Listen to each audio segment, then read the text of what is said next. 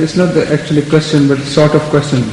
That once I was talking with someone, and this point came into my mind that if Khatam means the Akhir in the point of view of paramedis, non-amedis, so Allah should also have used the word Khatam for himself.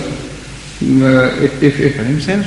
For himself, because Akhir, Awwalu Akhir.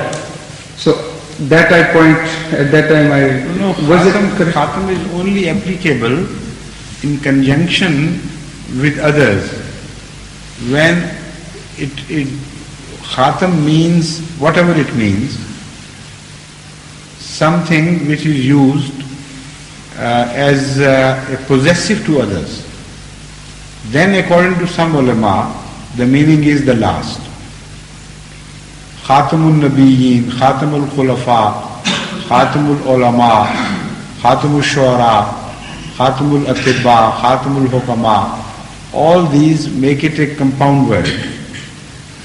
So the ulama say that when it becomes a compound word, then it has some other meaning. By itself, Khatam does not mean anything but this ring or anything with which you stamp a thing.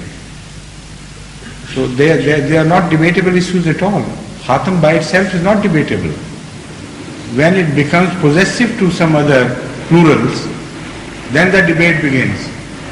So Allah cannot be used as a Khatam to other gods because there are no other gods. So there's no argument. My point was wrong.